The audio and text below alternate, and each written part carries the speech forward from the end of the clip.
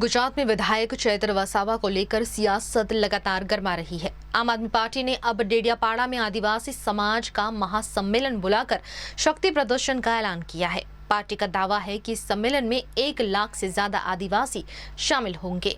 बिल्कुल आजे आदिवासी समाजना हीरो, आदिवासी समाजना रतन અને અંબાજીથી ઉમરગામ સુધી આદિવાસી સમાજને જાગૃત કરીને એનો અવાજ બનનાર ચેતરભાઈ વસાવા અને એમના પરિવાર અને આદિવાસી આગેવાનોને ભાજપે ખોટી રીતે જેલમાં નાખી દીધા છે, જેના પડઘા ખૂબ આદિવાસી સમાજમાં પડ્યા છે।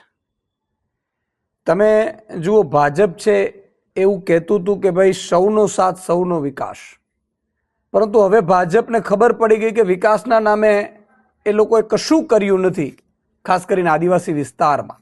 અને ચેતરભાઈ વસાવાએ જ્યારે મનરેગા કૌભાંડ હોય, 2,500 કરોડનું જળના જંગલનું હોય, જળ જંગલ જમીનના મુદ્દા હોય, ઘર સે ઘર ને નળની યોજના હોય, આ બધામાં કૌભાંડો બહાર આવ્યા, ચેતરભાઈ બહાર લાવ્યા, આદિવાસી સમાજને જાગૃત કર્યું, ત્યારે ભાજપ નિમ્ન કક્ષાની હલકી રાજનીતિ ઉપર ઉતરી આવ્યું છે।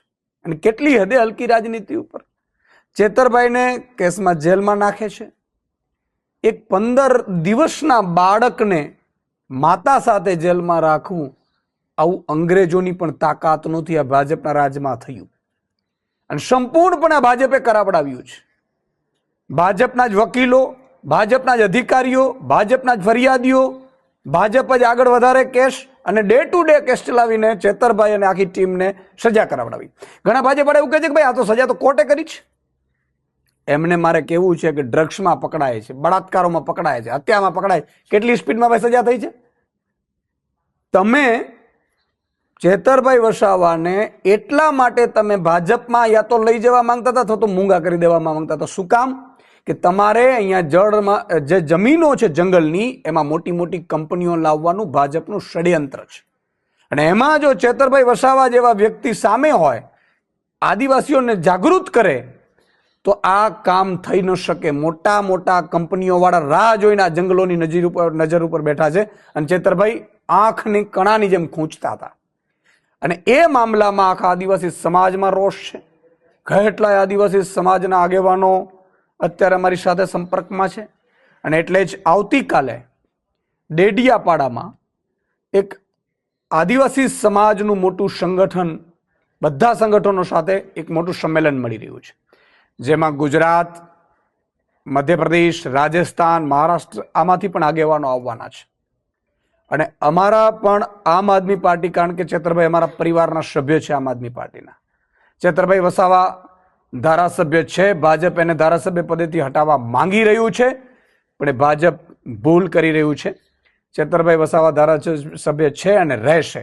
અમે ઉપલી કોર્ટમાં પણ આજે હાઈકોર્ટમાં ગયા છીએ અને મને પૂરો વિશ્વાસ છે ન્યાયતંત્ર ઉપર એનું પરિણામ આવશે।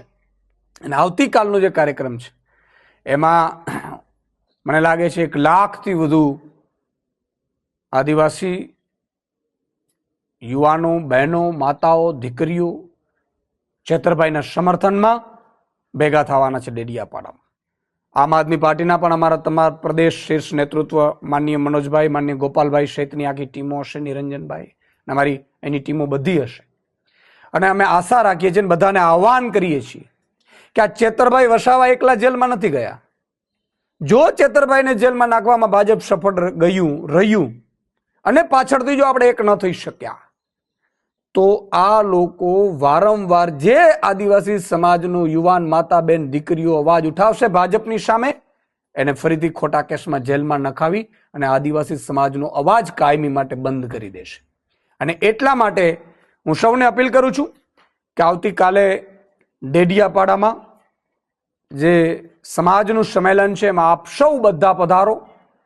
બધા આગેવાનો પણ આવવાના છે, વિવિધ પાર્ટી, રાજકીય પાર્ટીના આગેવાનો પણ આવવાના છે। હું એમને પણ આવકારું છું, કારણ કે આ સમાજ એવો છે, ભાજપ ભૂલ ખાઈ ગયું છે। અંગ્રેજોની સામે જો નથી ઝૂક્યું, એ આદિવાસી સમાજને જો ભાજપ કઠપૂતળી બનાવવા માંગતું હોય, ભાજપ દબાવવા માંગતું હોય, ભાજપ ડરાવવા માંગતું હોય, તો આ આદિવાસી સમાજ ક્યારે ડરશે નહીં, ઝૂકશે નહીં।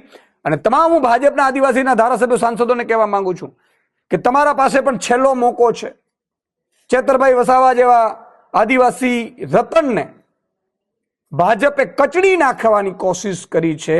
એના સમર્થનમાં તમે પણ ભાજપ છોડીને, ધારાસભ્ય સાંસદ પદ છોડીને ચેતરભાઈના સમર્થનમાં આવતીકાલની રેલીમાં જોડાઓ અને ચેતરભાઈના સમર્થનમાં તમે ભાજપને છોડો એવું આહ્વાન પણ કરું છું.